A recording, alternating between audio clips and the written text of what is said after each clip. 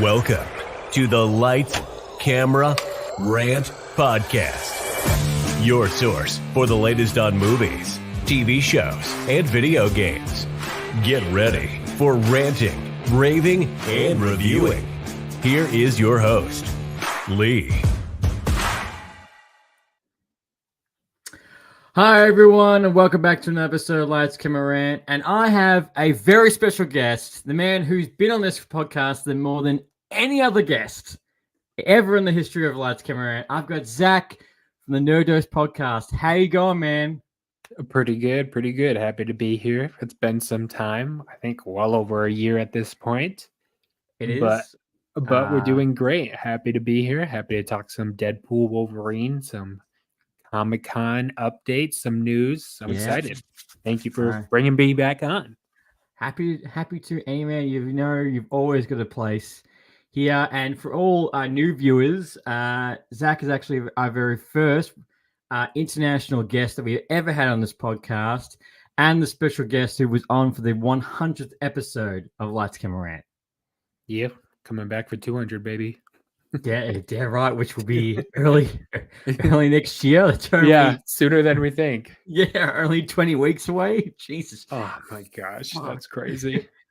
It's flown. That's what we were talking about the other day. I just can't believe it's already been a year since you came on the podcast last, and that's just a scary thing. Before you know it, we're both going to be married. No, and the best part is we have never stopped talking since. Lee and I have known each other for well over 2 years at this point. Multiverse of Madness, Batman, I think, was when we first started chit-chatting. We found each other on the Instagram. Thank you, Instagram. Thank you. And then ever since, we've never stopped talking. It's always been a great time. So that's right. Plenty of Snapchats. Yes, plenty of Snapchats. Long video talks. Yeah, I know. No, it's been a pleasure, man. And your friendship is one of the best things that's come out of this podcast. Absolutely. Same with everybody.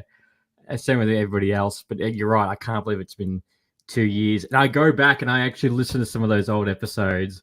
You do? Oh my gosh. I do. And some of it I look on. Yeah, I could have adjusted the quality there, or I could have snipped that pause out. Now I'm just like going back and go, I could tweak things. But, it's funny because I think it's the Multiverse of Madness episode where we had all these, which I still find funny. We had all these theories on what could happen, and literally was only like 3 out of 20 that we had. Yeah, dude. And then you think about Deadpool and Wolverine, and I feel like half of the theories I had going into the movie ended up coming true. Exactly right. And more. And more. Yeah. Which Deadpool Wolverine, which we are going to get into, but we're going to get into the news first, is just all I can say right now is everyone believe in the hype. Believe in the hype for Deadpool and Wolverine. It definitely lives up to it, and I would hate to see the marketing budget for that movie. Dude, they went hard with the marketing.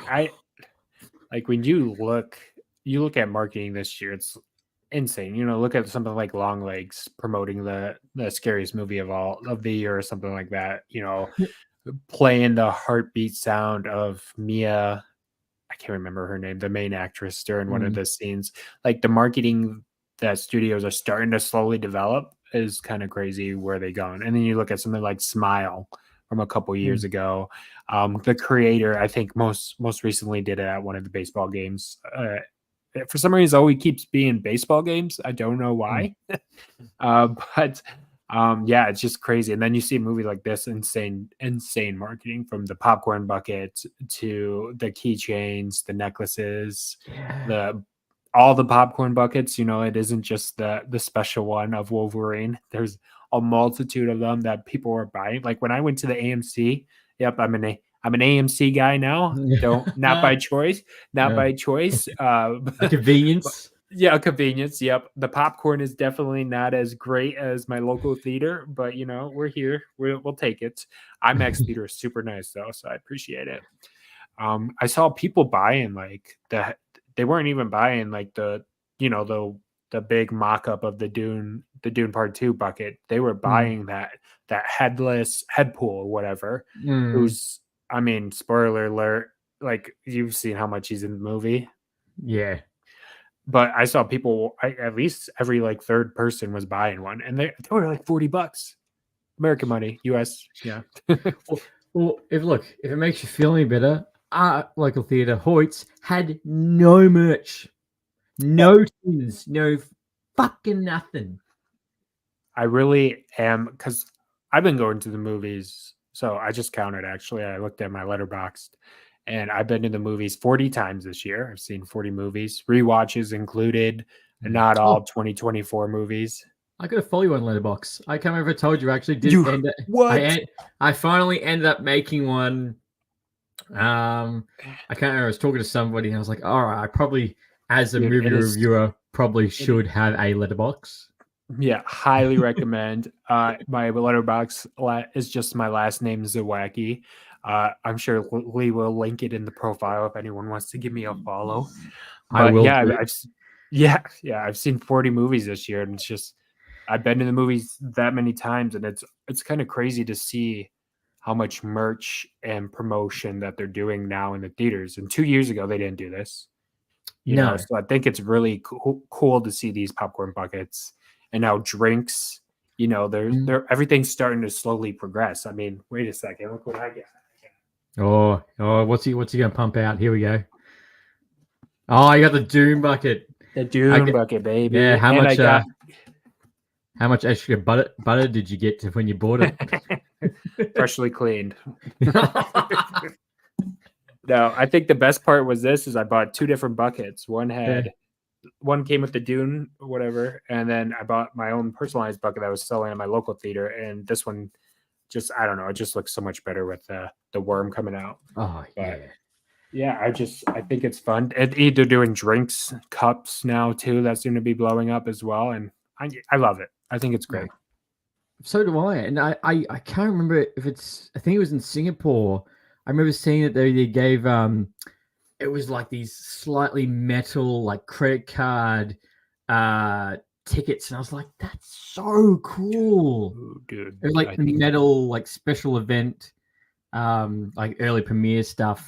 If you go opening night, and it was like these special tickets. I'm like, that's sick. But yeah, my local theater, I don't know if I go to the wrong theater, but like I got nothing. As soon as I walked in, I was pissed. I was like, oh, good. Not even a poster.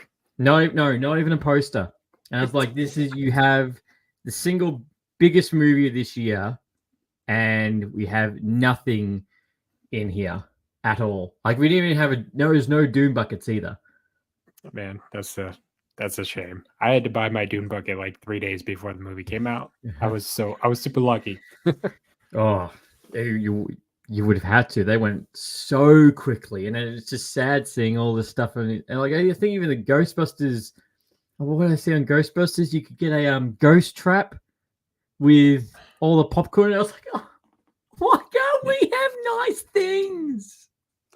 Dude, I think it's very interesting what they're coming up with these buckets, and some of them I just roll my eyes to. I'm like, there's no way they're gonna sell, but then they still sell. Like I think last year they had a Fast 10 bucket or something silly like that. Yay, a Fast 10 bucket! I really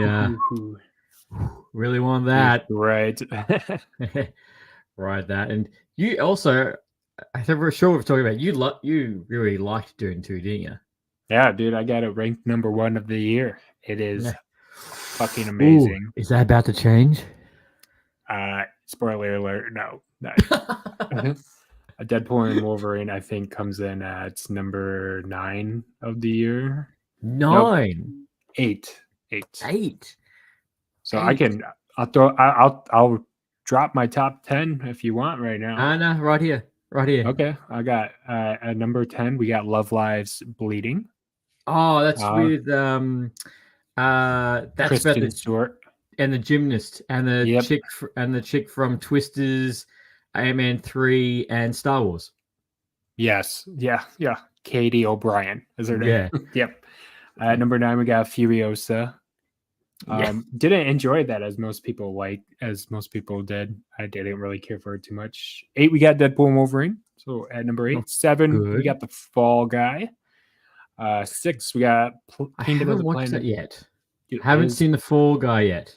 Okay, so I went in with very low expectations, and I was very surprised at how much fun I had with it. So I would recommend. It's stupid, don't get me wrong, but for enjoyment wise, it's there. So something, maybe we'll talk about that with Deadpool later on. I'm down. I'm down for that. Yeah. 6, we have Kingdom of the Planet of the Apes. 5, we have Twisters. 4, we have Challengers. I would put Deadpool Wolverine above Twisters, but in the sense of an originality of a film, Twisters would be higher. But dude, Twisters was like probably my second most anticipated movie of the year after Dune came out, and it was well worth it too. Twisters did surprise me as well. I was like, I was just trying to find your letterbox. Twisters surprised me because I went with like really low expectations, and then out of that film I was like, that was pretty alright. Like that was a good summer blockbuster film. Mm-hmm. And don't get me wrong, it's not perfect. But I don't care. It fits the bill on everything that I like love about movies and blockbusters. I think I said it to you. I'm like, I can just imagine what they'll be like in the writing room. Or like, what's worse than a twister? Oh, a twister on fire. Yeah, that's terrifying. Yeah, I'm preaching for a third. They need to make another one. Why the fuck not? Put a twister in a city. Me and my friend were discussing like disaster movies. They're untapped genre that has not really hit the modern market lately. I think that's why a lot of people really like Twisters, because this is like the first real disaster movie in since 2012. Yeah, I'd say so. And I think it was one of those genres in the late 90s, early 2000s that just got flooded. Like, you had Armageddon, you had Deep Impact, you had Poseidon. Like, there was just Day After Tomorrow. Yep. Yeah. Where it was just like the whole world was ending in nearly every single movie. Or, Godzilla came out that same time. War of the Worlds. Like, they're I don't know. I think they're like superhero movies, of course, but whatever. I don't care. 3 I have. So 4 was Challengers, 3 was Civil War, 2 is Hitman, and 1 is Dune. Okay. Yeah, I really liked Hitman. I don't know if you've seen that on Netflix. I haven't seen that one yet. But I did see someone's comment that was, his comment was, I wouldn't think that Glenn Powell would make a good Batman until after I watched Hitman. Dude, he's got the charm. He's got the charisma. Well, funny you say that, because someone's I don't know these weird people. He's following Glenn Powell is following James Gunn, Andy blah blah blah that's directing the new Batman film, and somebody else conveniently. I'm okay with it. I mean, he's not. Everyone thinks he's an up and coming actor, and he's super young, but I think he's like almost 40 years old. Yeah, he's not. Yeah, that's why I find it funny too. I'm like, if he's like, he's gonna be a big star, I'm like, he's already 40. Yeah. Yeah, we're not talking like Tom Cruise, who was a star at the age of like 20, pretty much. But like with Risky Business and Top Gun. Who am I looking for? What's his name? Andy who? Machina. Oh, there he is. Machete, yeah. Yeah, okay. I didn't know he was the one attached to direct Brave and the Bold. Director It movie, It Chapter 2, Mamma Mia, The Flash. Yeah, he's got a very interesting God. The Flash really seals the deal with that one.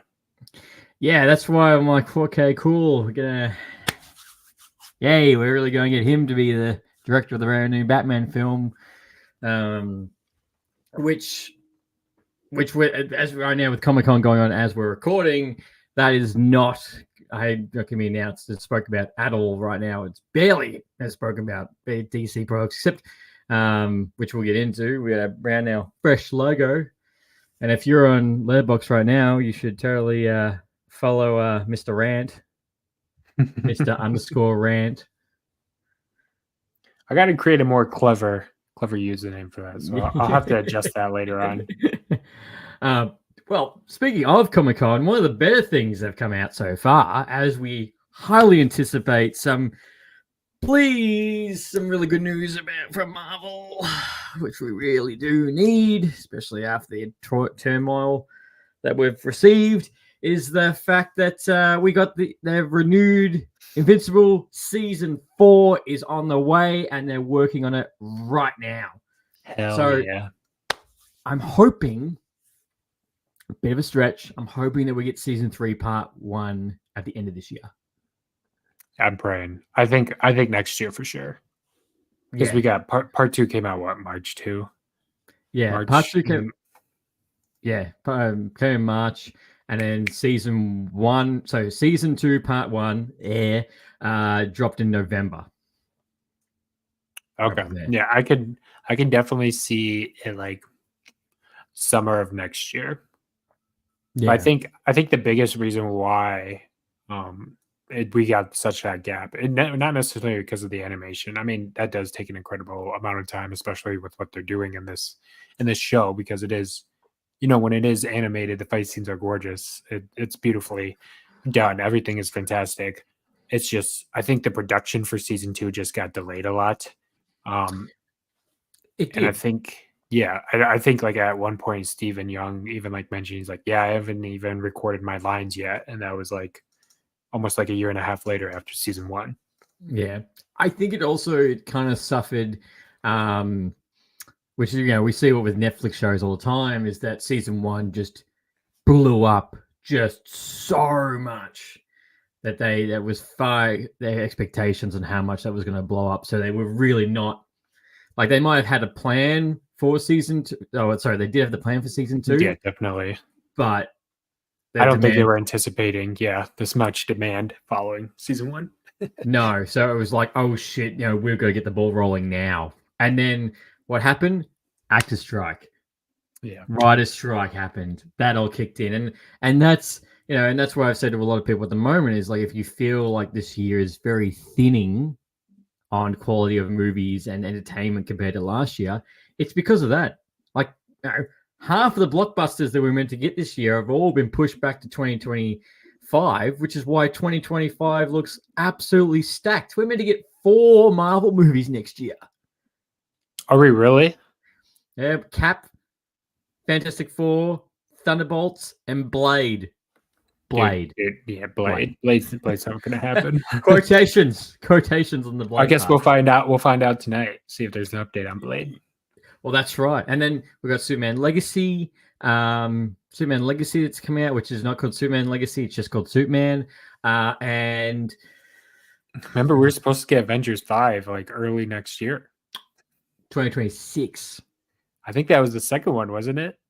It was originally meant to, but now they've been pushed back. I think this year we're supposed to get Cap and Fantastic Four as well as actually, that's right. Actually, yes, I saw it. Someone tweeted today. Tweeted that the old timeline. We were meant to get Cap 4 now. Yeah, imagine. I mean, but the reshoots are going to save the film. Yeah, it did. And what did you actually? I think I've never asked you. What did you think of the Cap 4 trailer?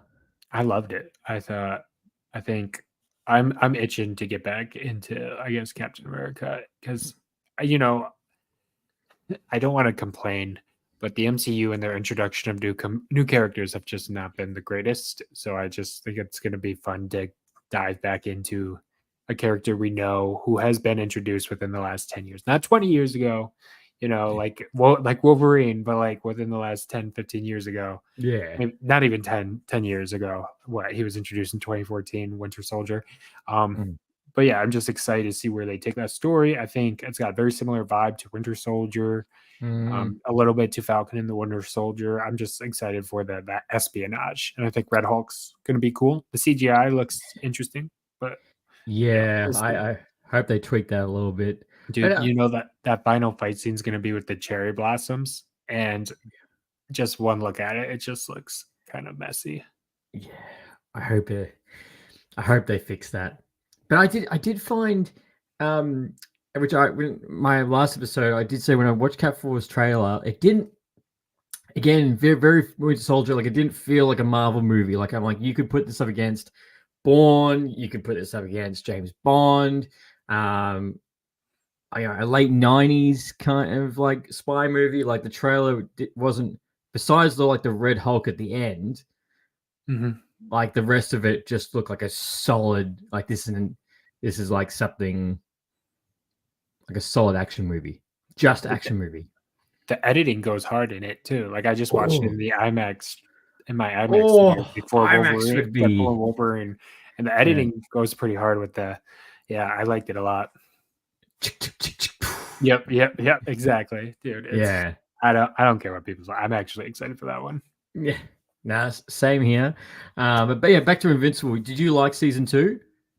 I did. I think people will bring up problems with season 2, and I recognize them. To me, I think season 1's great. I think season 2 is a lot of fun. Doesn't deviate or compare as much as just season 1 and the height that it would or came up to. But I think season 2, kind of more of that slow build.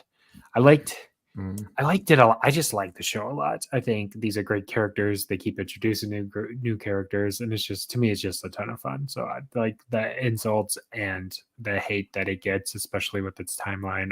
I don't see it. Neither do I, and I don't understand.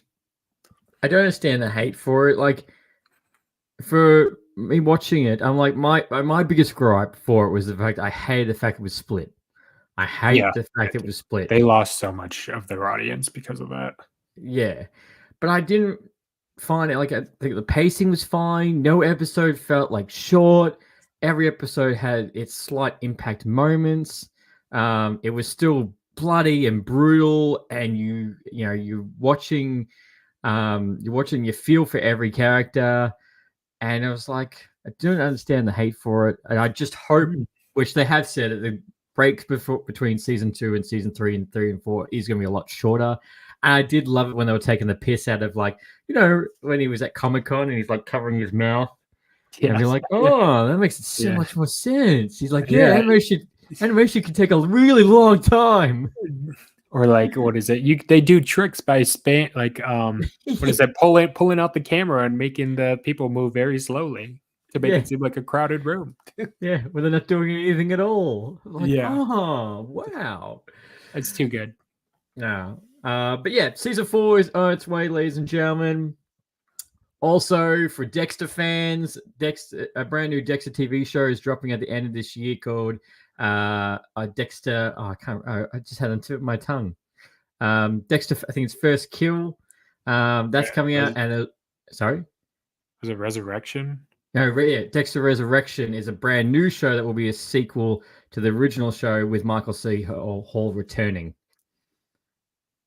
So 2 new shows for Dexter fans that we're getting. So wait, 2 brand new shows? Yeah, 1 show dropping in December this year, and then they're also filming a second show. Didn't they just do a revival like last year? Like 2 years ago, yeah. So there's gonna be another one again. So there's 3 different spinoffs off of this main show. So we got Dexter. Wow, it's is it like New Blood or something? That's like it. That? Yeah, Dexter New Blood, which is going to be a prequel, and then they've got Dexter Resurrection, which will be a sequel to the revival show.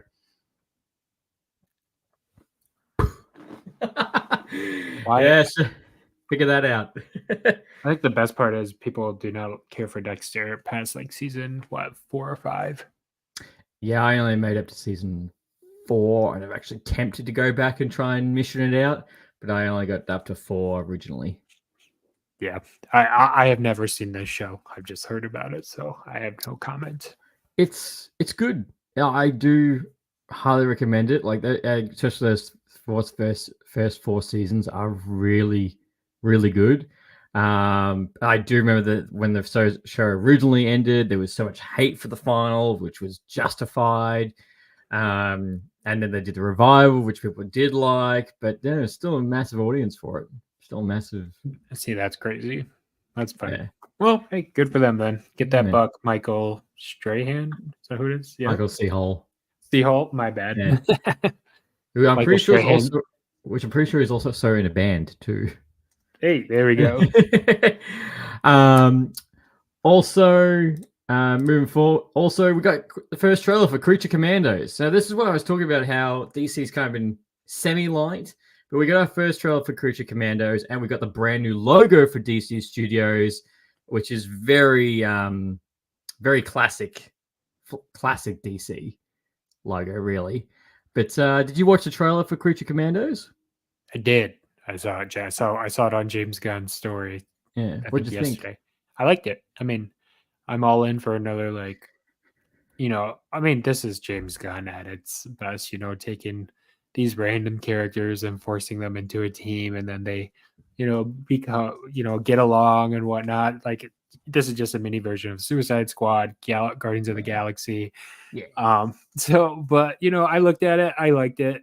I'm excited. I mean, I'm all for more like animated shows that this actually does look pretty action packed. So kind of looking back at like Invincible or something along those lines. And I'm pretty sure this does have an R rating. So, yeah, I'm looking forward to it. Yeah. We'll watch it later this fall. Yeah, I agree with you. It does look like it's going to be a bit more brutal than your standard show.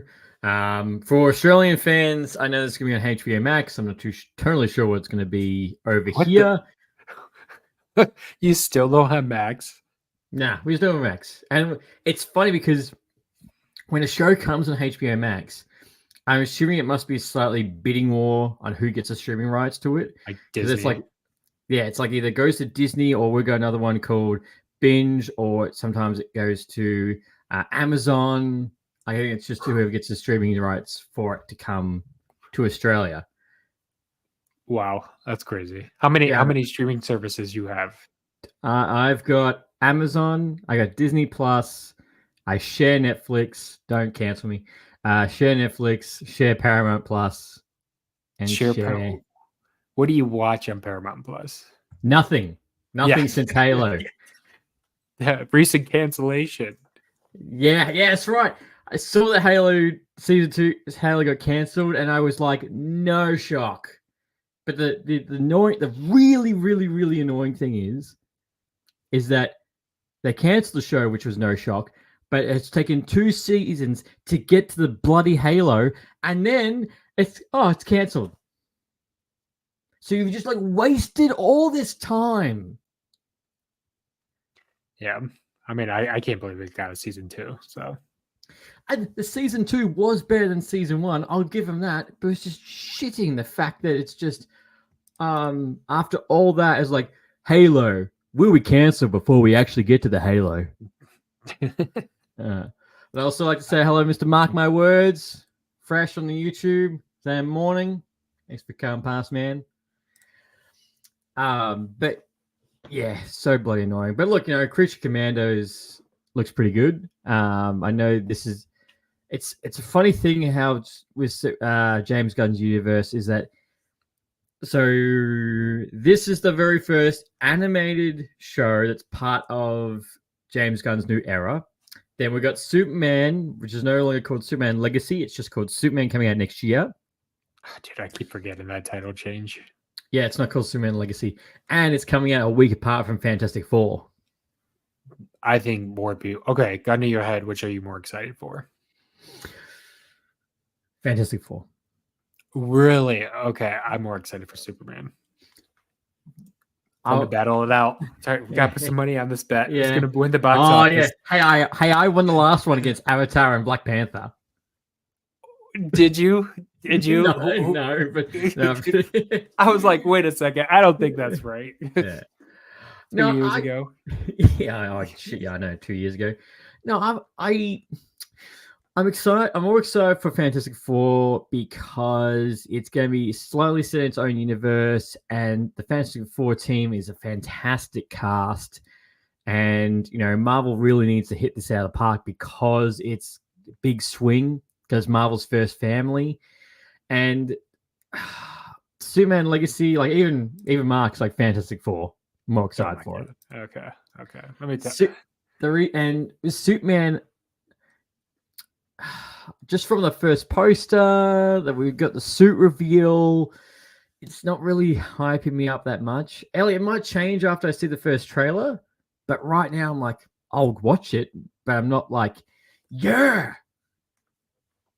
You're putting too much faith in the MCU, man. Even I guess Deadpool and Wolverine must be top 5 for you this after last night of watching it or something. Because I look at it, yeah, like I was like you. I wanted that Fantastic Four. I wanted more movies for them to keep going, have hope for them, but I feel like they just time and time again they just keep letting me down. And we'll talk more on Deadpool and Wolverine later, but Superman losing Henry Cavill's oh my gosh. Oh, we got Snyder fans in this house. Goodness. Yes, of course. I have way more faith in James Gunn, and he's actually going to take a unique approach. I think it's not going to be something typical like the MCU. Yeah, it's going to have the retro vibe, but it's going to be the same formulaic cookie cutter MCU movie that we've seen the last 4 years in a row. I do agree with that, and I am looking forward to a fresh take on Superman. Him being an idolized hero, not so much the Snyderverse Henry like dark and gloomy Superman. But me also, I think if you're comparing this Superman Legacy and Man of Steel suit, I still find that Henry Cavill's suit is a lot sleeker and a lot neater.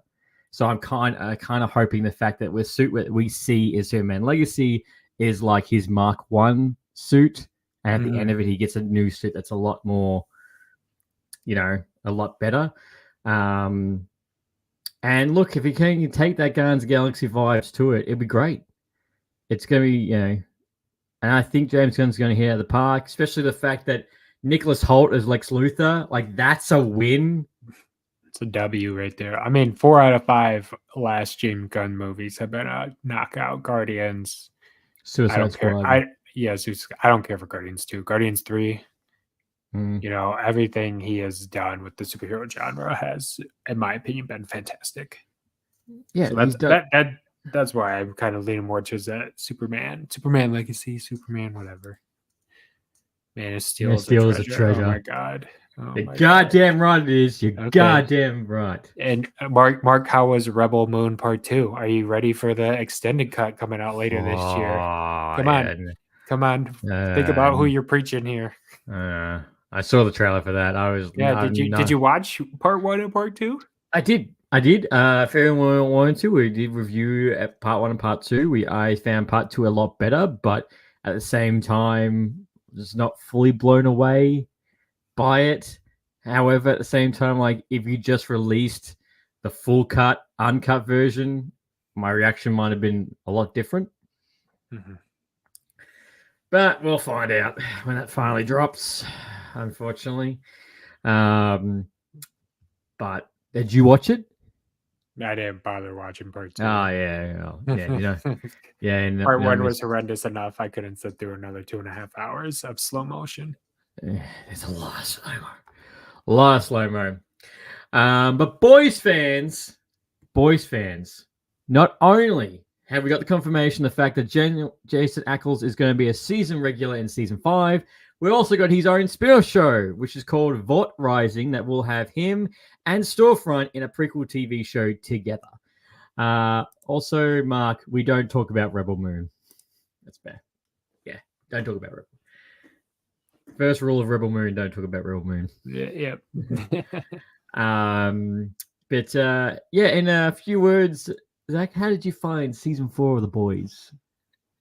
Lackluster, repetitive, weak.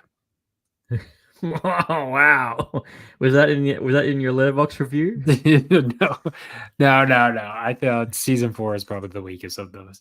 All 4 seasons. Season 3, I think, has been the best in my opinion. Season 1's pretty good too. Season 2 isn't too bad. Season 4, I just, we talked about this before the pod. It just, to me, it just didn't accelerate the narrative at all. I feel like we ended up at the same spot we did where the characters started off at the beginning of the season. I don't know. This season felt like it was more shock value to be shock value with, just random episodes throughout. I don't know. I liked it, but it just never felt like it was going anywhere this season. I felt like every like the last like 4 episodes kept ending on like a cliffhanger or something like that, and then the cliffhanger got soft. Like, a fucking Homelander killed someone last year, right? Like killed them in front of people. That subplot is solved in 2 episodes. Ooh. Yeah, that's true. Yep. Never. I mean, the virus in Gen V. Great. I think that's a great way to connect the universe. Is barely mentioned in this season. Like, it's just, I don't know. It's only mentioned. It's more mentioned right at the end, really, than anything else. Mark, Man of Steel, Wonder Woman, Snyder Cut, Justice League, Aquaman, The Flash, all wins. People compare things to MCU too often. Zack coming out with the hot takes. I mean, when you compare the MCU when it is peak, when it was at its peak, I mean, nothing else can compare to it. I mean, it has 30 movies for a reason. Yeah, what is it? Snyder couldn't even get 10. 10 in the space of 9 years, to be honest. But I think Mark's referring to your hot take on The Boys. Oh, The Boys. Oh, yeah. I mean, that's season 4. It's fine. I mean, I don't love the MCU either, especially their TV shows, but I don't know. I look at this and I compare it to Invincible, and I don't blink an eye, I guess. Again, I'm probably more hard on The Boys than most people are, but that's just me. Oh no, and look, it's your take is well worth, and I can understand it. When you were talking about before we started, you kind of made me realize you're like, right, we haven't really moved the plot overly too much compared to what we did with season 3. I mean, I think I shared this. I did see that a blog post on his TikTok that right now, which might have changed because of Deadpool Wolverine, but Invincible and The Boys is holding up the superhero genre right now at the moment. Been saying that X-Men 97 was really good. That was so damn good. So good. If I had to compare Invincible and X-Men 97, I couldn't choose. I'd say X-Men 97 because I actually got all the bloody season at once. You all got it all in one go. Okay, so X-Men 97, I think once it hit its peak at episode 5, I don't think the finale or the episode before that was able to match that type of level, if that makes sense. It was still amazing. I really enjoyed the show. But that's just like my minor nitpick, I guess, if that makes sense. Oh, which is understandable. You just watch an episode where like half the quarter of the X-Men just got wiped out. Dude, Leech dying, man. Leech dying. And then Gambit. The name's Gambit, which I will talk about that later on. And that's actually one of my little gripes that I do wish someone in particular did say in the movie. That's the only thing I was like, say the fucking line. Dude, they have the chance, especially since they were doing reshoots like 2 months ago. Yeah, I know. Invincible is overhyped. Animation is average at best.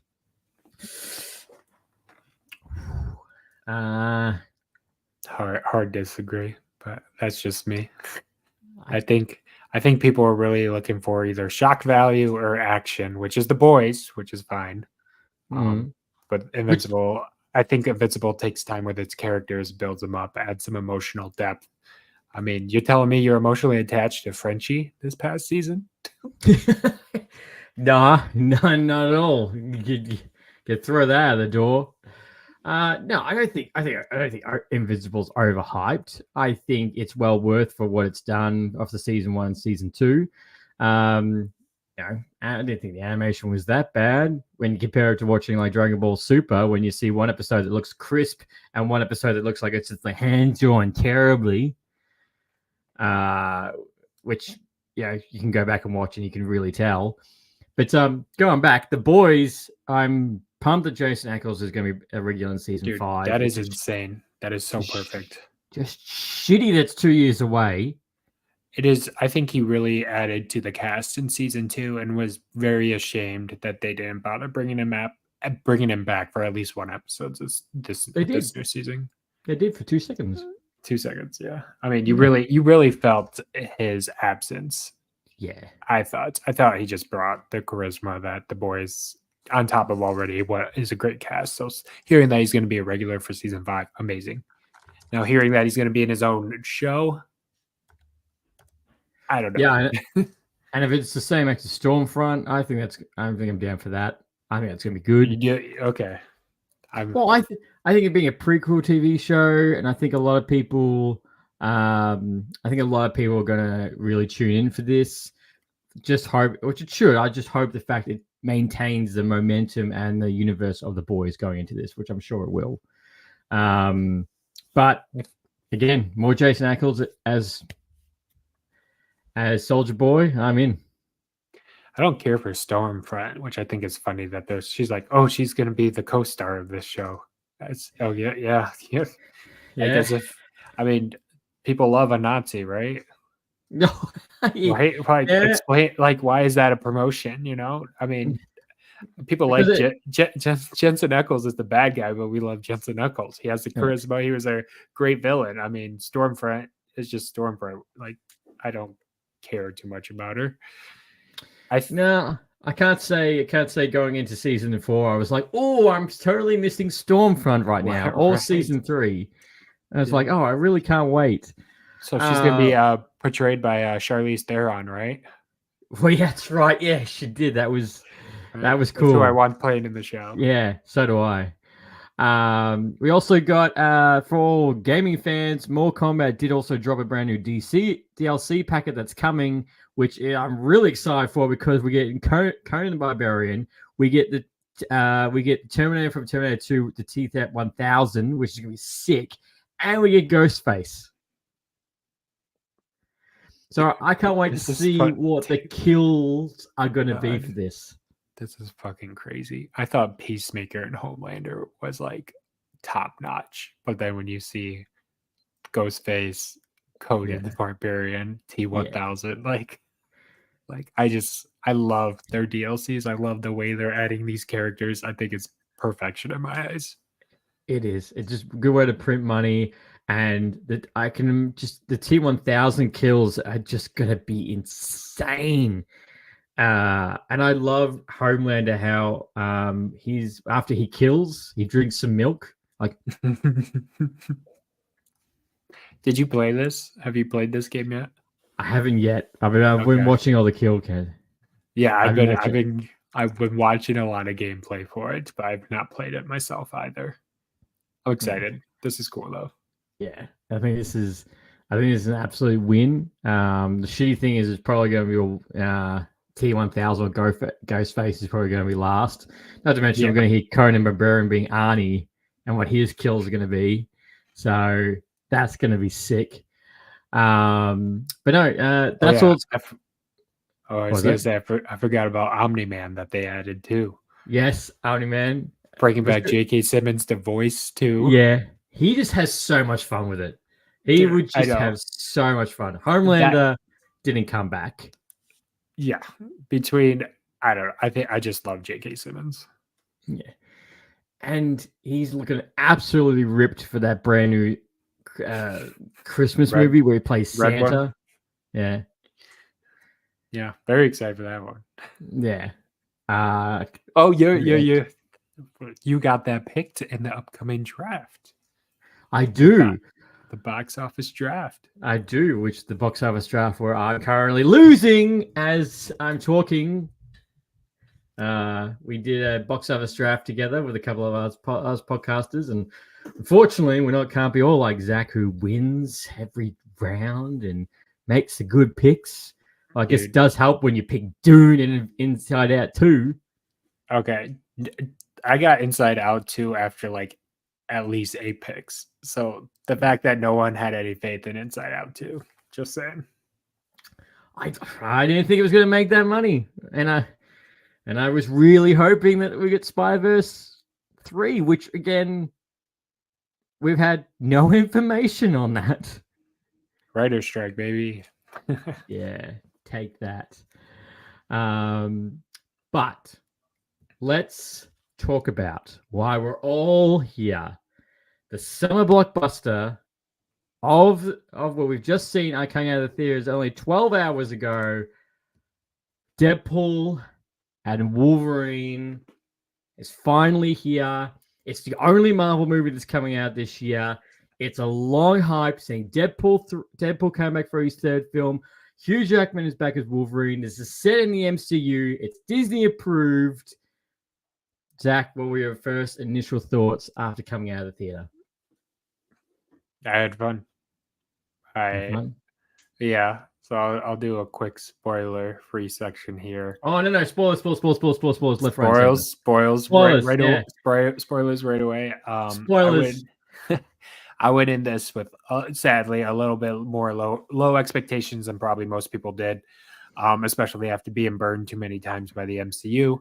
I didn't think the director, Sean Levy, Adam Project, Real Steel, Night at the Museum, those are some 10 out of 10 films, right? I really thought he was going to do amazing. No, I didn't. I didn't have any faith. I wasn't too excited. I was starting to get excited. I think my excitement really hit 2 days before I was going to see the film.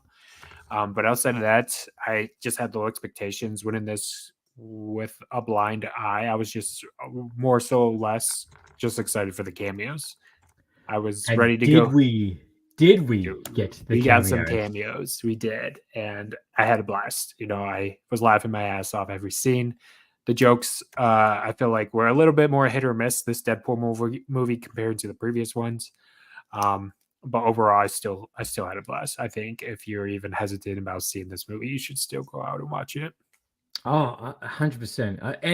Anyone who's watching, anyone who's a little bit nervous about the MCU at the moment, anyone who's like, every movie's been shit, which you have some kind of warrant to that. Deadpool Wolverine for me just smashed out of the park. This just felt like Marvel. This just felt like it was a good time. This is what, if you will, Marvel of the old. Like, you could go from Guardians of the Galaxy 3, you could go straight into this. Just how good it is. I think Hugh Jackman, Ryan Reynolds, and Sean Levy had a mission, and they delivered. So all the marketing budget, everything that's going in there, I think is well worth it for how much they're pumping into this. And I think it was a completely great option, the fact that if we get no Marvel movie this year, that we got this one, hell yes. Very bold of them to put all their eggs into one basket, especially when you hear them doing reshoots like in May, like maybe not May, maybe like April, like 3 months before they release this movie. Yeah, I could see why I could see someone a little bit nervous on why. But that's the thing is, I find people reshoots aren't always a bad thing. It's not. They happen. They happen, and it's not like there's so many movies out there, big blockbuster movies. Probably your all-time favorite movies have had reshoots or have had to do extra scenes. So it's not a bad thing. It's just we feel that because the films that have turned out to shit have had those reshoots and has made it look really bad. Mm-hmm. But no, the fact that we got this after the writer's strike, the actor's strike, it's just very lucky that we did get this.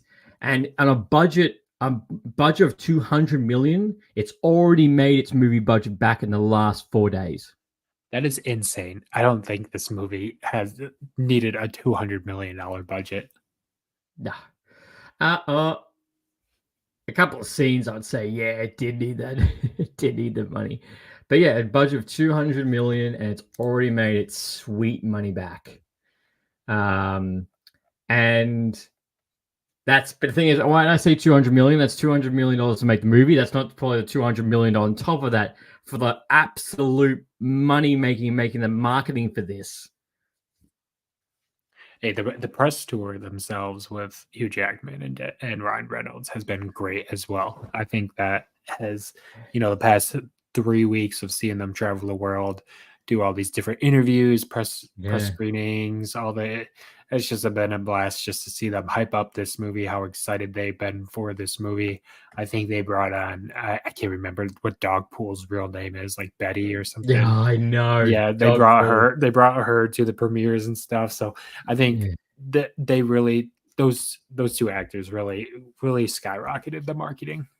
They did, and you could just tell that this was just fun to make. And you can just watching the movie, you know that it would just been so much fun just to make this entire film.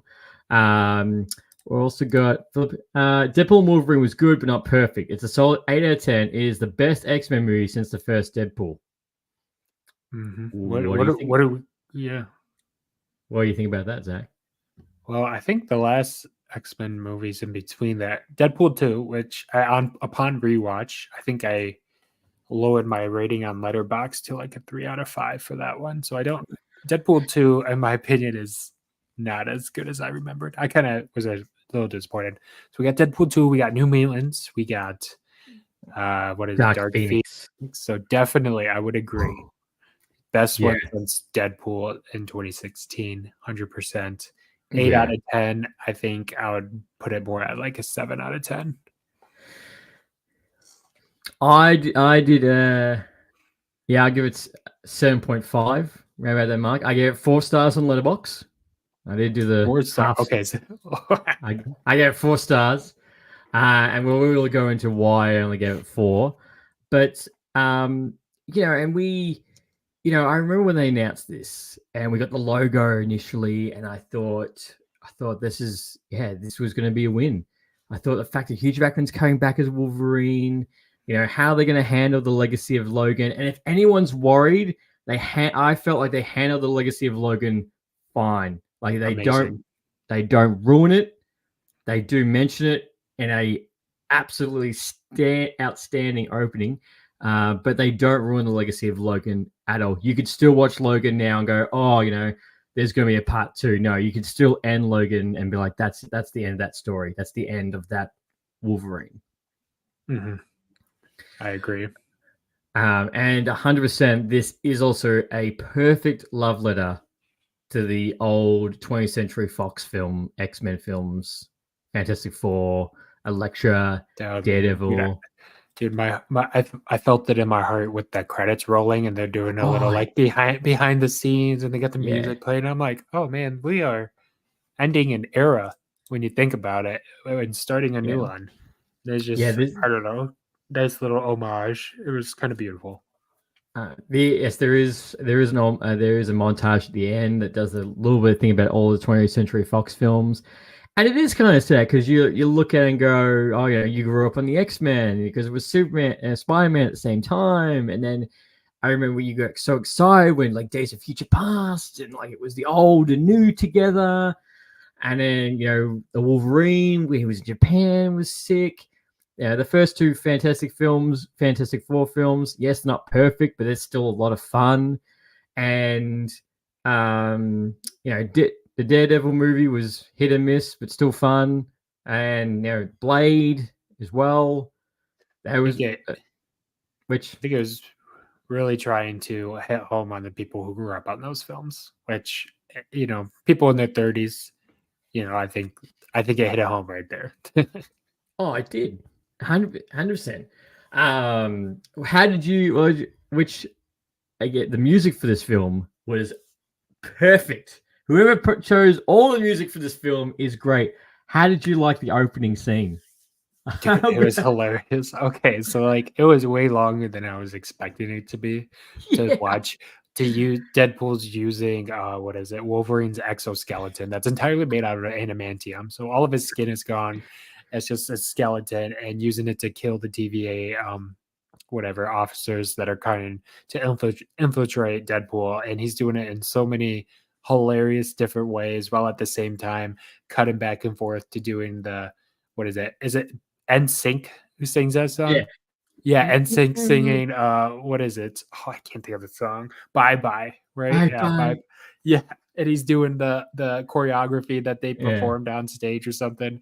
And the fact that it just kept going on, and I'm like 4 minutes in, and I'm like, oh my, this is still going. And I'm just laughing at the whole time. I think this could easily be one of the best. I think this is one of the best MCU openers there is, because Oh, it just sets up the movie perfectly. The tone, the action, the gore, it's hilarious. I think it's so much fun. And then again, I just couldn't stop laughing during that whole 3 minute sequence that I had going on. It was just perfect. so good. And you're right. That first, 3, 4, 5 minutes of that opening, like that's Deadpool right there. That's the movie right there. That's everything you need to know. If you don't watch any other Deadpool film, if you don't know anything about Deadpool, that's literally right there. He's going to desecrate a grave, use your body to go kill people in the most hilarious ways, and then have claws stuck in someone's anus, someone's crotch.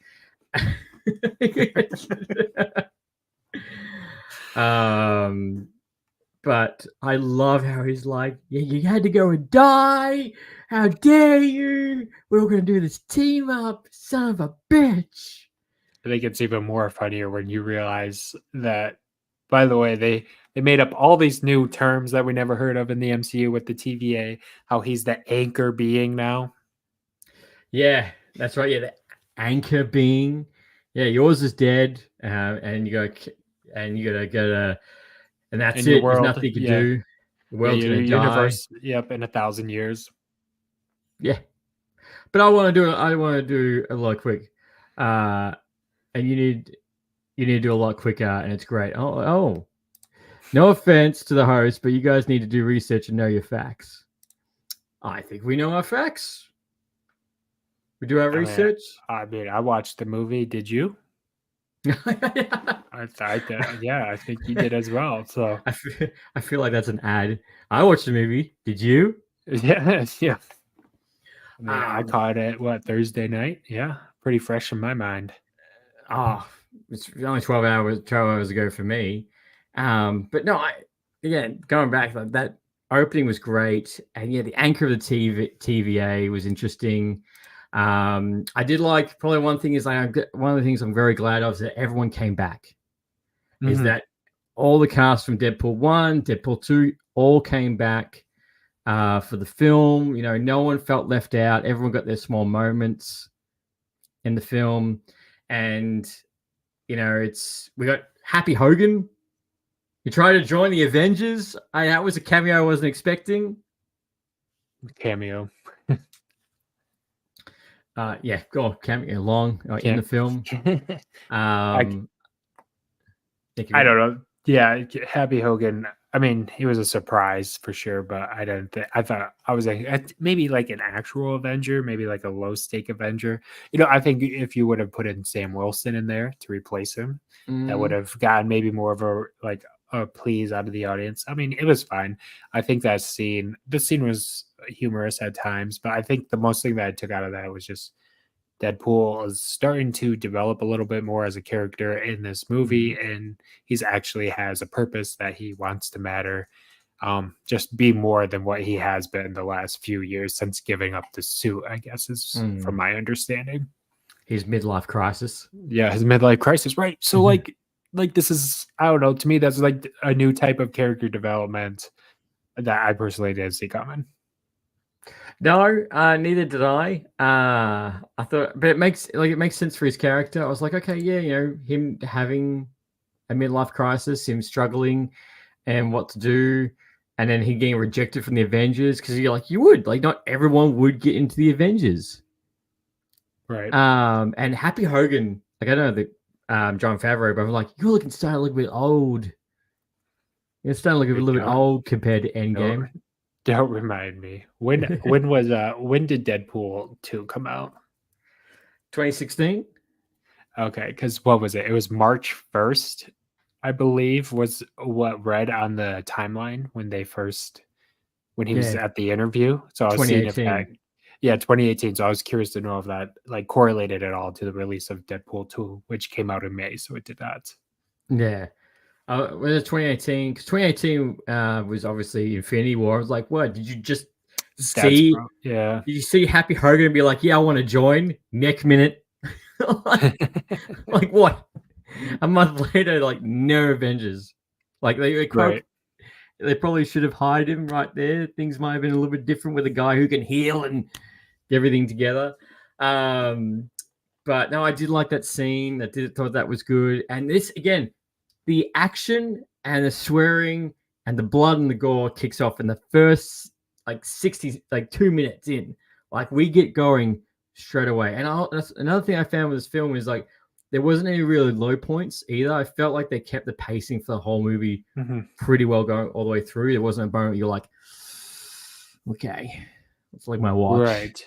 I agree. I would agree with you on that one. I think the worst part of this movie is just anything to do with the TVA, which without it, you don't have this movie. You need some type of glue to hold this whole multiverse story that's happening here together. Yeah. And I mean, I think one of the biggest jokes that he makes is when what is that world killing machine? What's it called? Oh, yeah, the Time Reaper. The Time Reaper. Yeah. I think he mentioned like, oh my, what in the MacGuffin is that? Yeah, I thought that too. Yeah, what in the MacGuffin is that? It's called a Time Reaper. Yeah. Oh yeah, it comes out of nowhere. Okay. Yeah. I think like little bits of that I think is hilarious, and him getting a new suit, pretty the good. suit looks good. It's Dude, bright, bright red. Dude, I was very hesitant to go in, and when I saw like what is it, behind the scenes shots of those suit, I was like, oh, it's more red. Maybe I'm not the biggest fan of this, but then seeing kind of like the progression, I liked it a lot more than the original, I guess. More towards the end, it looks more like the suit from Deadpool. Yeah, I would agree. But I did like it when he gets the suit up scene. And he's like, yeah, your tailor is great, but I'm pretty sure he's a predator. or one of the TVA agents slowly falling in love with him. Yeah. There's just so many quick, small jokes, I think. Yeah. That just. Yeah. Like, who are you on the phone to? HR. It's like, oh, he's HR, your wife. You're going to leave her? Yeah. And then we get introduced to Paradox, which Paradox, he was in a lot more than I first anticipated. I thought it was going to be more him like, he's going to be like, I'm going to introduce you to the TVA. I'm here to just do the exposition, and then I'm going to disappear halfway through the movie because something's going to go wrong. But no, he actually played one of the villains, one of the two villains in this film. And I thought I did like how he was like, oh, I've got another British villain. Mm-hmm. Yeah, I think they handled it great by making it his own section and own universe that he has to handle, so it's not completely tied to the TVA that we've seen in the Loki verse. Yes, or in the Loki show. Yes, which if you want more idea, you really need to watch Loki season 1 and season 2 going into this. I feel there's a lot of plot points, which even Deadpool does say. He's like, oh, Goliath from Loki season 1, episode 5. No, I did like that too. It doesn't really, you do really need to watch it. And I know this, how can I put this? If you're up to date on Marvel, you will get the most out of this. If you're not up to date with Marvel, you'll still have a good time. It's not really the end of the world that you don't know, you haven't seen anything, because you could still go on this and you can still have a good time within the movie itself. Right. I feel. I agree. So it's not the end of the world, but probably one of the biggest things is we got Wolverine in the iconic suit, which while watching it on screen looks great and it makes sense. And again, I was watching this. Why did we get this earlier? Like, it does fit, but does it fit more because of the MCU opposed to 20th Century Fox film? Right. I think they, it is a silly suit. Like, if you think, like, how is this ever going to be brought to live action? All the yellow, the blue.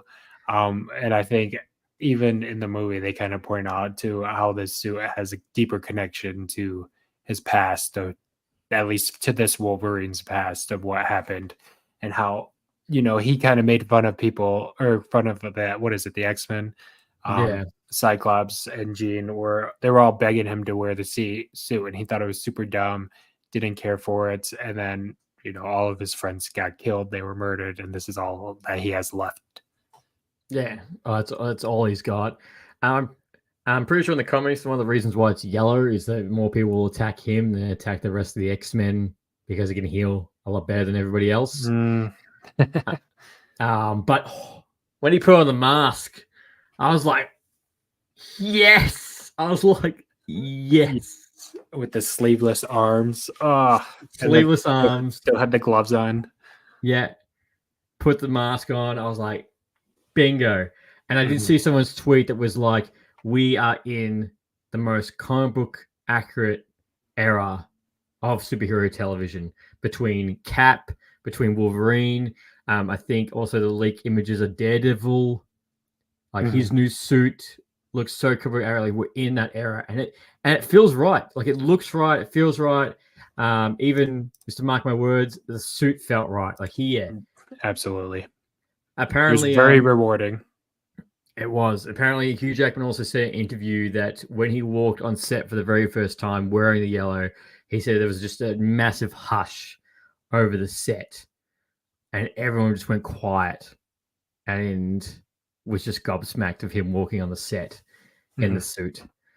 And even he said, he's like, it felt so right. He's like, I kind of wish I did it sooner. Yeah, it was pretty perfect. Yeah. And you know why the marketing's all mustard, right? Red and yellow, red and yellow, red and yellow. Oh, yeah. And I'm glad he wore the mask because I saw promotional material of him wearing the mask, but there was nothing in the trailers or anything like that. So I was a bit like, okay, maybe it's just, this is what it looks like with the mask. He's not actually going to put it on. Yeah, I thought for sure they were going to make some type of joke that he had the hood hidden this whole time. Like Deadpool was like, where have you been hiding that the whole time? But him with the mask, I think, was just perfect. Even the eyes were like, very similar style to what Deadpool's eyes have been like the last 3 movies. So everything about it is just fantastic. And just fits in this world. And I do like how it was. Okay. Correct me. Okay, I might have missed this. Why did Paradox get Deadpool? Because he said you were hired for a greater purpose, but what was that purpose? I'm drawing a blank. Because I'm like, okay, you took Deadpool out of this universe. You took him out, but I was like, what was the purpose you were originally going to do with him? I might have missed that, but like, what was the original purpose you were going to do with him before he went back to go get Wolverine? Right. Which I love the Wolverines. The cameos were fantastic. The comic accurate Wolverine. Yeah, I know. 5'3". I was like, oh, hey there, little buddy. And then we got the patch Wolverine for the comics, which was cool. And not to mention, we got Henry Cavalrine, which it says in the credits is Cavalrine. I was like, fuck yeah. We got, what is it? Him in his original suit fighting Hulk, which I thought was fantastic. And then when he extended the blades and you saw Hulk in the reflection, dude, I was like, Miami cameo of Hulk was perfect. Yeah. I think, what was I going to say? Yeah, I think the cameos all around have been fantastic. But like you said, I think I might have missed that as well. Like, why was Deadpool brought to the TVA to begin with? Because he immediately goes rogue, right? That's what I mean. Yeah, which makes sense. And they made it very clear he wasn't the anchor being. So they just brought him in to tell him his universe is dying. Universe is dying. No, the universe is dying. Go join, be something better, and go join the Earth 616. Yeah, go join the sacred timeline. You've got a bigger purpose. Yeah. When I was a kid, I always asked myself why Wolverine never did wear the classic suit. They wanted to make everything more grand, but I never understood. In this movie, it looks perfection. It is 100% perfection. Beautiful. The Wolverine mask looked like Batman-ish. Even Deadpool mentioned, yeah. You'll see some AI change into a Batman suit. Yeah, because actually, the funny thing about that actually is because I know there's been people debating whether or not that should be the eyes of Batman, because obviously in animation, in the comics, he has those type of eyes, which we only got to see very briefly in the Batman and the Dark Knight when he puts on those puts on the glasses or the I think lens it thing. looks clean. I think comic accurate, yes, absolutely, but just the way it looks, especially when you had Wolverine without a mask this entire movie and he throws it on, it just looks at the end fight. It just looks perfect. Yeah. When he puts on the N5. But look, talk about the cameos. I think everyone they picked for the cameo was great. And there wasn't really anyone I was like, oh, I really, really wish they put that person in. Because there are spoilers left, right, and center. Yeah. So what do we got? Johnny Storm. We got Chris Evans, which when he rocked up, I was like, yeah, I saw the suit. I saw like the raggedy. I saw the slight blue leather. I'm like, no, he's gonna say it. He's gonna say it. Flame on. There's no shield he has nearby or anything like that. Yeah, I was like, nah, they're not gonna do that. And I still love the fact that we've had 2 Fantastic Four appearances, and we actually haven't had the Fantastic Four movie yet. 2 performances, 2 appearances where they both get murdered too, by the way. So really hyping up this, upcoming family. Yeah, I know. But no, I'll go right ahead. No. I was gonna say I did have a small rant about Johnny Storm if we're talking about him. But right. We'll run through the cameos first. Right. We'll run through the cameos. Johnny Storm, Pyro, Sabretooth, Azazel from First Class, Toad, Juggernaut, and Lady Deathstroke. She's in the background, but we only see her for like 2 seconds, really. A comic accurate Psylocke. Yes, we did get that. Now the whip. Yep. I thought that was cool. We did get that. And then we got Elektra with Jennifer Garner coming back. She kicked ass. We got Wesley Snipes back as Blade, which I did love the line. He's like, there's only one Blade, and there's only ever going to be one Blade. Yeah. That was too perfect. I loved how every time he was on scene, the tone shifted. Slight slow motion, music adjusted towards his character. Yeah.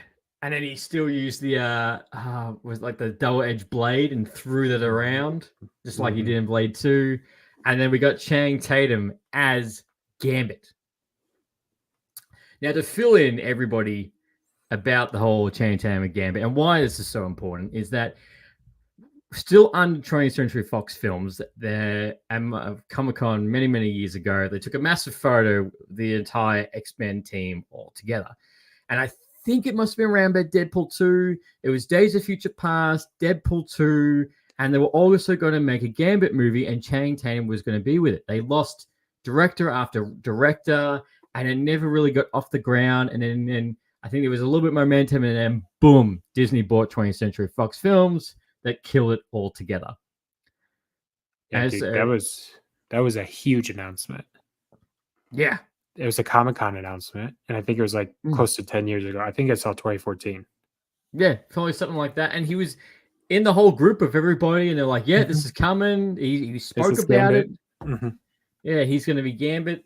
And it just kind of never got off the ground. And I think he said on interviews he was really gutted because they did so much planning. He was ready to go for it. So that's why when I saw him coming around, as soon as I saw the card, I was like, nah, they're not gonna. And then I saw it, and a comic book accurate Gambit suit. I think the suit itself, even though it was comic book accurate, it looked very silly. But I think with the hairstyle, I think his character in this movie was meant to be silly in that aspect. With his hairstyle, his accent was so thick that he was just speaking gibberish, and you literally couldn't hear him. So I think that was the entire intention with his character. Yeah, exactly. I think so, because I was like, I can really understand the Gambit on the X-Men 97. You mirror me, I can't understand shit. And even Deadpool says, he's like, do you need a dialect coach? Holy crap. And that's just one of my little gripes that, Gambit's iconic line is, "The name is Gambit. Remember it." And that's one of the things I was a little bit annoyed. Like, why didn't you say the line like perfect? Like it would make sense and it wouldn't seem silly of you saying it. Mm-hmm. And But last cameo. The last cameo. Blake Lively as Deadpool, as Lady Deadpool. Yes, she was in the credits. I did see that as was, well.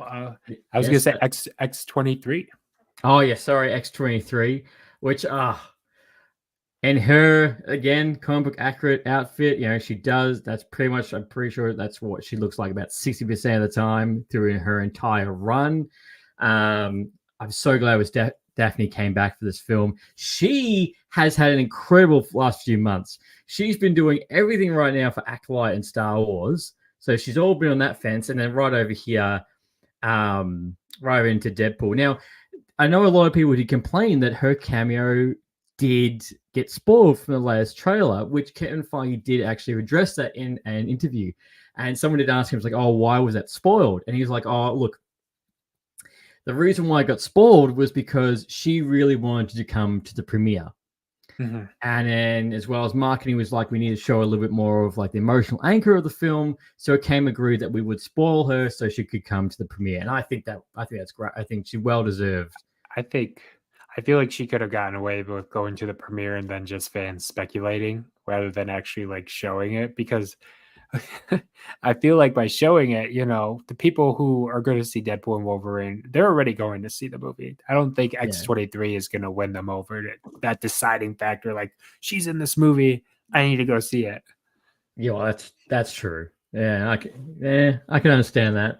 I just love how Deadpool's like X23. I'm like, it's her. Mm-hmm. Yeah, it's pretty great.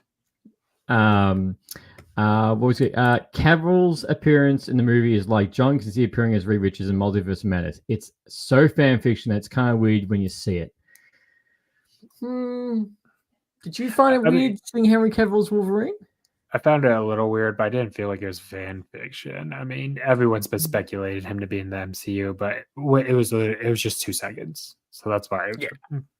I mean, totally unexpected. I was expecting Harry Potter, Daniel Radcliffe, or Taron Egerton. I was really expecting one of those two characters. Henry Cavill was probably at the bottom of the list of who I was expecting for a Wolverine variant. Same. I was not thinking about Henry Cavill, but I love the fact that when he punched him, he just sent him so flying, and Deadpool was like, I'm like, he's like, I'm so glad you've joined instead of the shitty place down the road that treats you like horrible. If anything, I would lean more towards like Blade and Elektra to be more fan fiction out of all the cameos. Elektra, yes, I was especially because how many movies? Diana? Elektra has one movie, and then she was also in Deadpool. Right. So out of all the 20th century characters, were you screaming to have Elektra back? Yeah, and were you screaming to have Wesley Snipes' Blade back? I think Blade has a huge following, from my understanding, and I never watched the movies growing up. I think you did, right? Yeah. Elektra I could care less about. And same with Gambit's funny, so it was made sense. I think the biggest problem I had was Johnny Storm, and this is why. Yeah. So, okay. Multiverse of Madness happened 2 years ago, right? What's one of the biggest complaints about it? Reed Richards getting thrown in, all these new characters introduced right away, and then immediately killed off just to show a power. The power of like Wanda, right? Just to show how powerful she was. This literally and that was like one of the biggest complaints of that movie. Like, you know, they're supposed to be all powerful. How the fuck did they get killed by Wanda? Again, it's Wanda. She's just that strong. They literally did this again by showing Johnny Storm immediately gets killed. Immediately.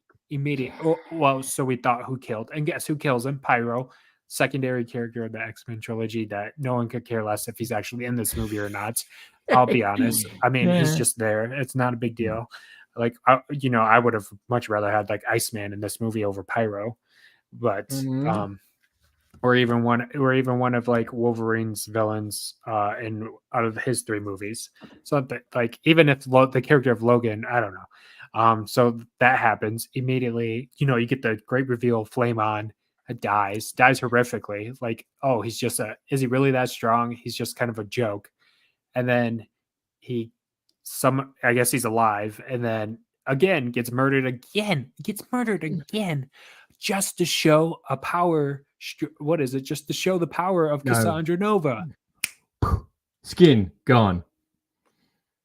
Yeah, it's a good point. But look at it this way. Johnny Storm was in a lot more than what Jonathan Krasinski was as Mr. Fantastic. At least we got a little bit more scenes. True. Yeah. With him. And it's like, oh, how could you let him die? You're like, you know how much he's costing? Yeah, that's true. We couldn't have him hero of this whole movie. Yeah. And that would just been. I know that's probably not how people thought Chris Evans was going to come back to the MCU, but I think it's great. I thought Why is Thor crying? What was that? Why was Thor crying? Yeah, why was Thor crying? Why? Just constantly brought up throughout the whole movie. I loved it. Yeah. But no, and I thought Cassandra Nova, I thought her character was good.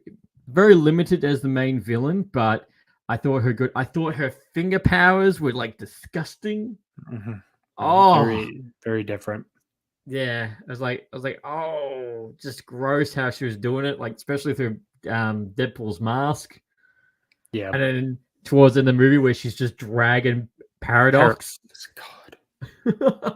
I think she was. I felt for the type of villain she was, I think she served a purpose because she wasn't over the top or anything like that. She was there. She was a threat, but this movie wasn't about her. It was about Deadpool and Wolverine, and I think that's what this movie does perfectly. Is if you wanted to go see this movie for Deadpool and Wolverine, Hugh Jackman, Ryan Reynolds, they knock it out of the park. They have great chemistry. You know, the relationship in this whole movie, them hating each other. You know, the fight scene in the van, for example, was hilarious with all the different music, Greatest Showman playing. You know, just a bunch of random stuff like that. I did see someone's tweet was like, "Was that really a fight in the van?" Right. Right. Yeah. So just if that's who you want to see, that's what this movie delivers, and then. Outside of that, you know, the story is kind of all over the place, one thing over another. Why is his universe ending? Why are all these other universes ending? It's just the Time Reaper. There's just a lot of random things. The Deadpool Corps, I think is what they call it, come out of nowhere just to fight him. Oh, yeah, that's right. Only to get saved by Peter. So I know. His suit and his balls are hanging out. Yeah. So he's like, "Oh, Peter." And I think at times the action is great. Yeah, I feel like they nailed the action. That whole set piece, even though it's kind of anticlimactic. That one shot, even though it's kind of anticlimactic at the end, is good. And I loved. Was it good pull? He's like, "Oh, you're gonna regenerate." Oh, okay. Yeah, but he's like, oh, he was a great sacrifice. No, you murdered him. But I got his 2 Desert Eagles gold plated. Took his dog. And I got his dog. The bit with Dogpool is like, no one can hurt Dogpool. Wolverine just sticks him up above the car, and everyone's like, oh, look at him, he's so cute. Yeah, puts weapons away. Yeah. And what we had? We had Kid Pool. I think we had French Pool. We had Samurai Pool. We had Canada Pool. Cowboy Pool.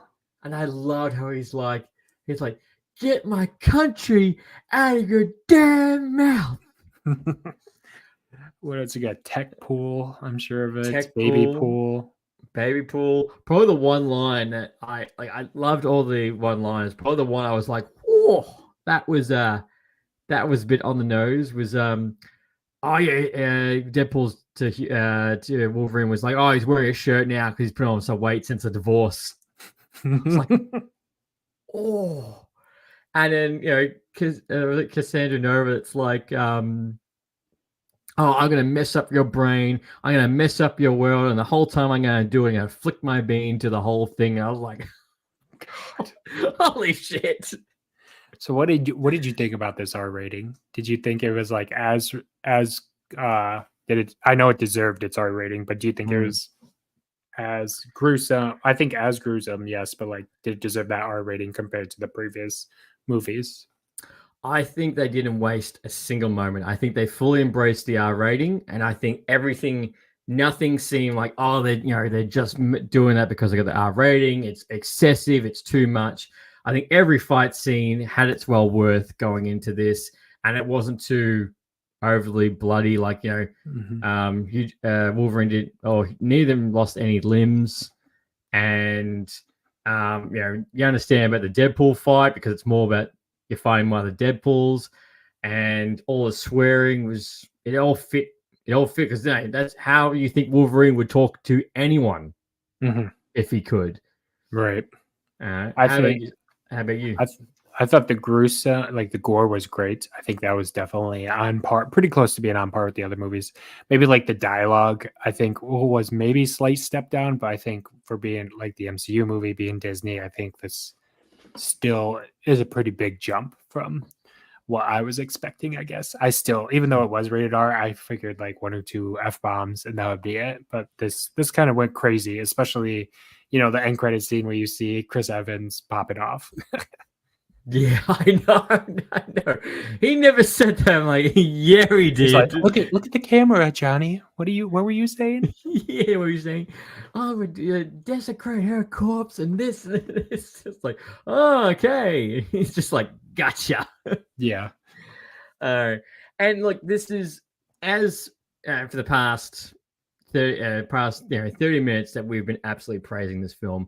My biggest gripe about this film, and the reason why I only gave this 4 stars, is that Kevin Feige said that this would be big part of the MCU, and it would move things forward. But we really didn't get that at all. Like, this very much could be just a self-contained story in itself without connecting to the overall arching MCU. Like, yes, it does connect to the TVA, and yes, you could see this as a sequel to season 2 because Hunter, I forgot her name, Hunter 123. She's running that TVA section now. B15, sorry, yeah, she's running it now. Here you go. Actually, I was just looking at Matthew McConaughey was also the voice of Cowboy Paul. Cowboy Paul, perfect. Nathan Fillion as the head Pool. That's sick. But it didn't connect to the overarching MCU, and like as you said, Deadpool's still back in the X-Men 20th Century Fox film 1.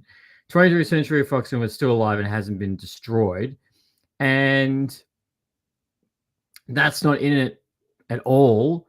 And we have no ideas whether or not Deadpool supposed to, Wolverine's different, but is Deadpool going to rock up like in another MCU film? Who knows?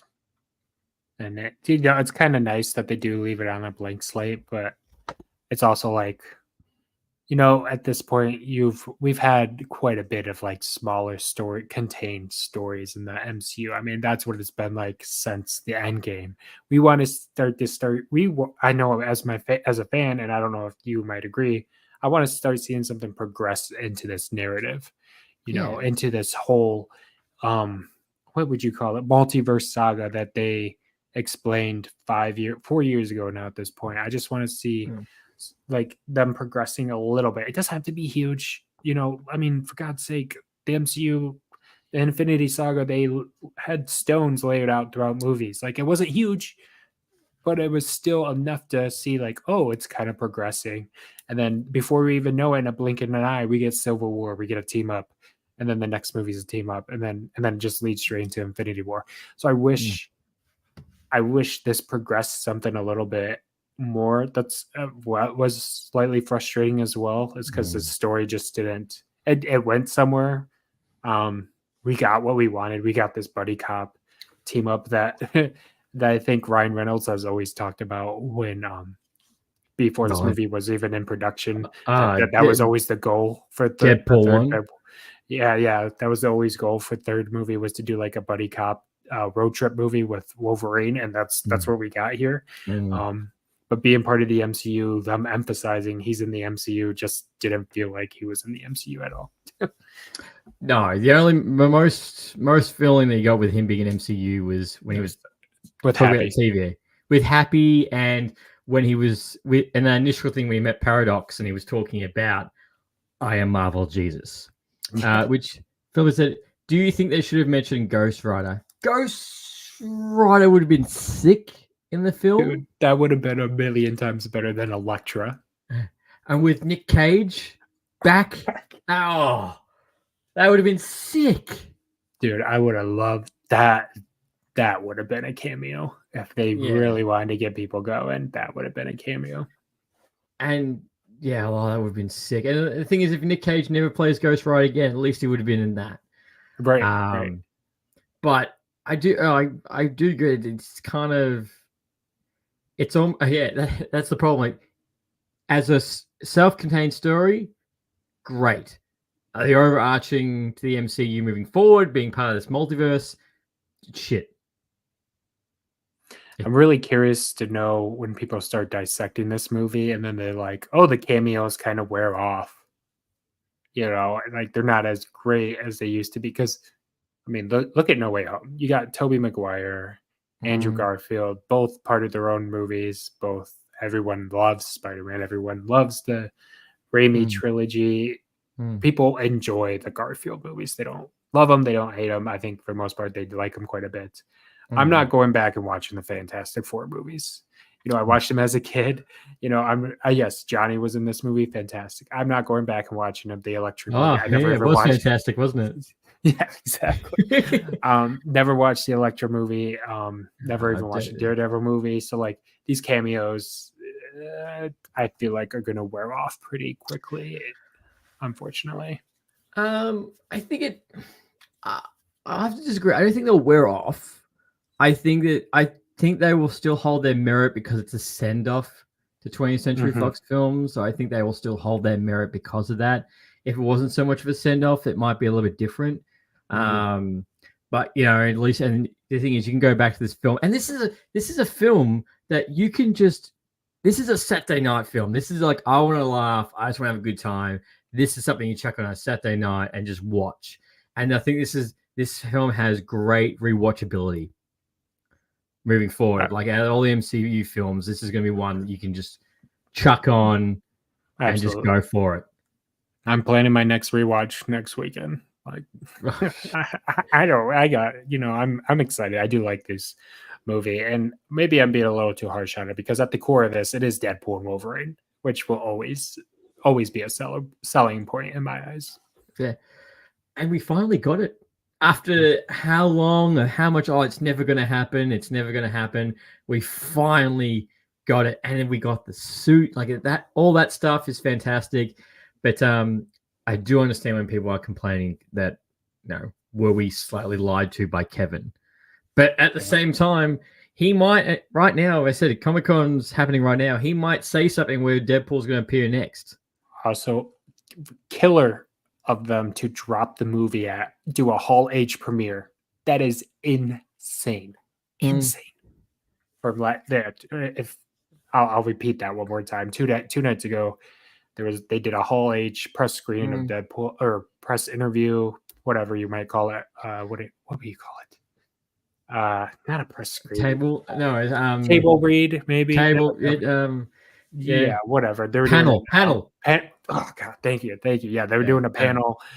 Sean Levy, Ryan Reynolds, Hugh Jackman, and then out of nowhere they announced, "You guys want to see the movie? Let's just premiere it," and then walk off stage and premiere the whole movie to Hall H. What the fuck? Can you imagine what it would have been like in that theater or in that hall? I mean, it would have sucked standing up for 2 hours that whole time watching the movie, but the atmosphere, the vibe, the audience, it would have been electric. Yeah, it would have, no pun intended. And my theater, everyone was laughing. It was just loud laughter for the whole film. Like, it wasn't like the cheers that we got when you saw Tobey Maguire or Andrew Garfield, but everyone was just laughing. And being in that Hall H would have been just insane. The vibe to be in that with everybody. I mean, they took away the phones for a reason. I've yet to see anyone's like POV camera of that hall during all those great moments of the movie. No, I haven't seen any of that either. I've really tried to watching TikTok, and then they brought on stage Wesley Snipes, Jennifer Garner, Channing Tatum. All come Chris into Evans. it. Chris Evans. I thought you were retired. Retired? I don't want to get canceled again. But yeah. And then to go on that point, which is one of the other things, is that if everyone's looking at this thumbnail as well, is that, did you see the massive Galactus drone show? Yeah. They did. They did a Deadpool and Wolverine show as well. Yeah, and a Fantastic Four one as well. It looked beautiful. I can't believe just sitting over the hall, like their absence the last 3 years at Comic-Con was felt, because here they come back. Let's show the newest movie. Let's create a drone show over the entire hall. Boom. What the hell? Comic-Con is Marvel. Yeah, it is, and that's why right now, as recording this, I have high hopes for what they're going to announce. Like, at least we know the fact that we're going to get the Fantastic Four for the first time on stage. Dude, let me get my Eternals 2 movie announcement. Oh, that is not happening. Nobody wants Eternals 2. Oh, shut up. Come on. No one wants Eternals 2. Everyone wants to know about the bloody skull and hand sticking out of the earth. Hey, it's coming. It's coming in Captain America. It is. And I really do hope the theory that I did read was correct. There was a theory I read that was partially the film is going to be a battle of nations over the head, is because the fact that when they mine it, it's antimatter, it's Wolverine's metal. Yeah. When they mine it. And every nation's going to try and get that because they want to try and fight Wakanda because of vibranium. Mm-hmm. That's cool. I like that. Yeah, that's what I want to see. I want to see I want to see a Civil War type story of nations fighting against each other. Oh, okay, you watch Secret Invasion. Is that what you? God, such a letdown. Oh yeah, it was.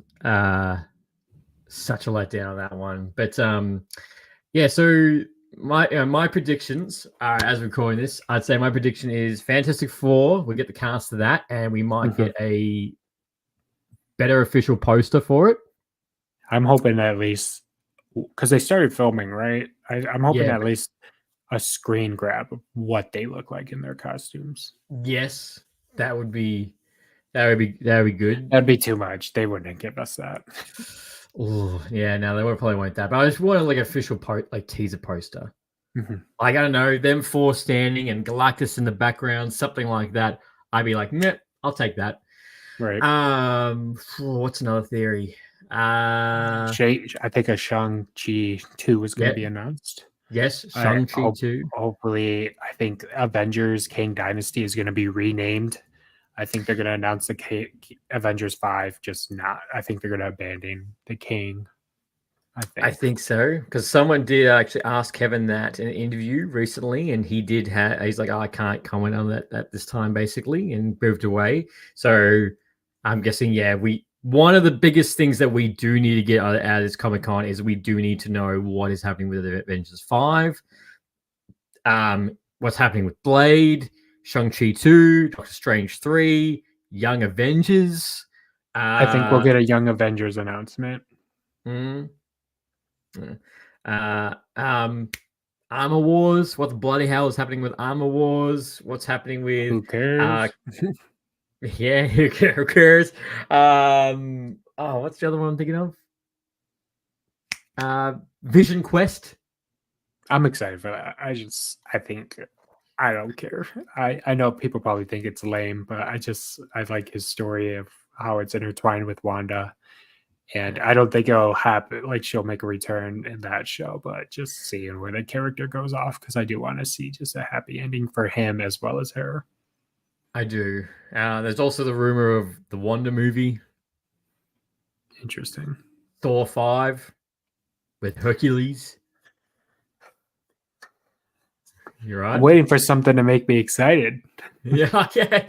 Yeah, no, that's the I think that's the biggest theories going around at the moment. I know I can 100% tell you that our Instagrams are going to go off tap when they start pumping that out of everything they're going to do. But yeah, and that's probably the biggest things with Marvel at the moment. Because right now with Marvel, all we have for the rest of the year now with Deadpool Wolverine done is Agatha, Marvel Zombies, What If Season 3, and Eyes of Wakanda. I think only Agatha will come out of all of those that you just mentioned. No, I think the one that's got the most mirror is What If Season 3, because they did drop a promo for that. Oh yeah, they did, and they said they had, and that showed like a few episodes. Yeah, you're right. Yeah. I kind of liked season 2.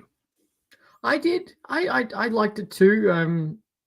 Yeah, I understand the gripe, the fact it wasn't as connected as the first one, but I don't think that was the end of the world. I did like the new characters that we did. The original character they announced or they created. Yeah. She's amazing. Yeah, I thought she was good. And I think probably one of my favorite episodes was the Hella episode. Yeah. Seeing Odin at his prime. Yeah, how much of a dick he is. Yeah, so I didn't understand the merits for that, but I know I'd love Show in the Dark. I would love for them to tell us a release date for X-Men 97 season 2. That would be insane. That would be great. Got the Penguin trailer just dropped right now. Oh, did it? Yeah. This is live news, everybody, as we as we're recording. Also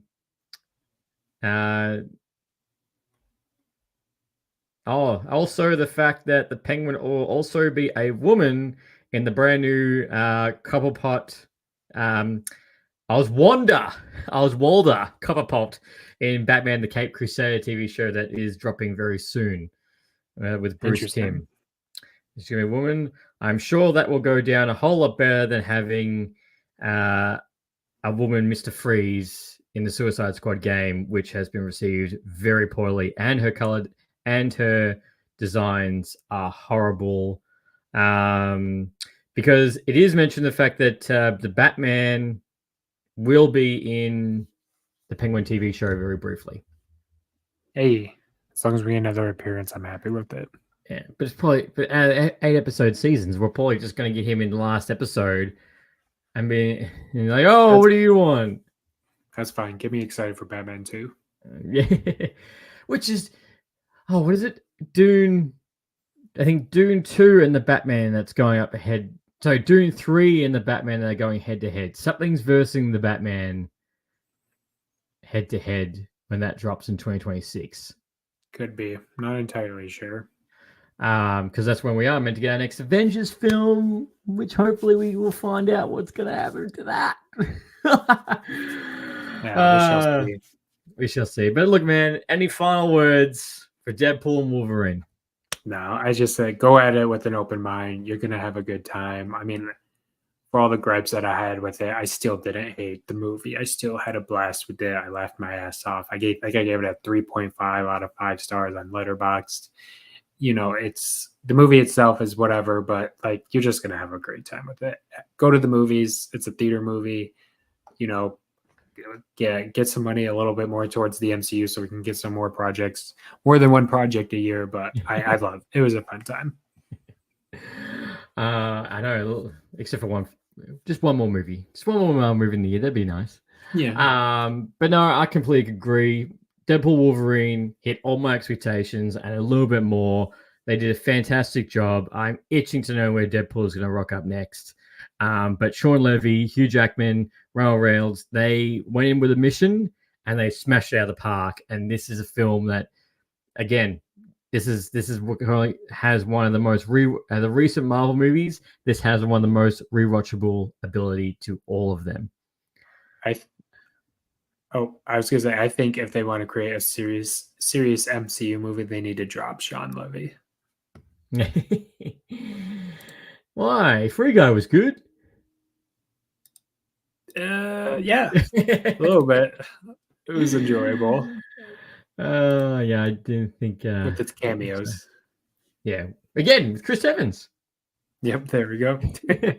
Again with Captain America. But look, Zach, thank you so much for coming on this episode. It's been an absolute blast. I can't wait till you're back on the show again, and I appreciate you taking your time to come on the show. Yeah, as always, it's always a great time. Thank you for having me. Appreciate it. Anytime. And as always, everybody, until next time, happy ranting. Thanks for listening to Lights, Camera, Rant. If you like the show, don't forget to subscribe so you don't miss a single episode. While you're at it, leave us a rating and review, and be sure to tell your friends. Until next time, happy ranting.